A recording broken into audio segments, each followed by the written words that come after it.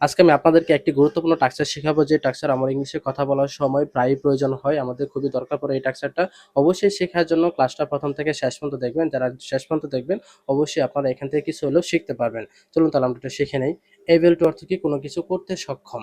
Able two এর পূর্বে যদি আমরা এম ইজ আর ব্যবহার করি, তখন এবেল টু এর অর্থ কি হবে? কোনো কিছু করতে সক্ষম করতে আমরা এবেল টু ব্যবহার করব। এখানে টু এর পরে সবসময় বারবন ব্যবহার করবেন।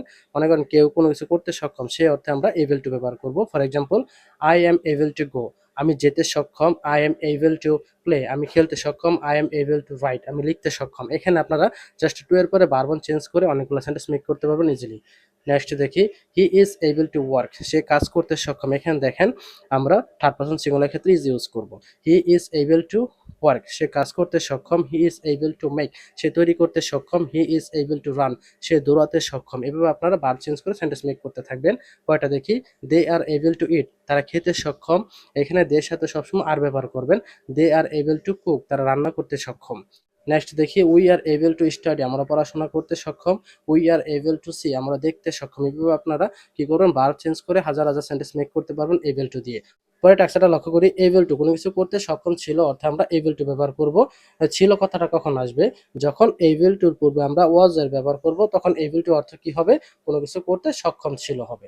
এটা টাক্সাটা দেখি, was were plus able to plus verb one, অর্থাৎ টু এর পরে এখানে ভার্ব ওয়ান ব্যবহার করবেন। For example, I was able to go, আমি যেতে সক্ষম ছিলাম। I was able to eat, আমি খেতে সক্ষম ছিলাম। I was able to cook, আমি রান্না করতে সক্ষম ছিলাম। জাস্ট আপনারা ভার্ব ওয়ান ব্যবহার করে অনেকগুলো সেন্টেন্স মেক করতে পারবেন ইজিলি। কয়টা দেখি, he was able to write, সে লিখতে সক্ষম ছিল। He was able to make, সে তৈরি করতে সক্ষম ছিল। They were able to come, তারা আসতে সক্ষম ছিল। They were able to see, তারা দেখতে সক্ষম ছিল। এখানে দের সাথে ওয়ার ইউজ করবেন। We were able to watch TV, আমরা টিভি দেখতে সক্ষম ছিলাম। এখানে উই এর সাথে ওয়ার ব্যবহার করবেন। আশা করি আপনারা বুঝতে পারছেন। এখানে দেখেন টু এর পরে বারবার চেঞ্জ করে অনেকগুলো সেন্টেন্স মেক করতে পারবেন ইজিলি।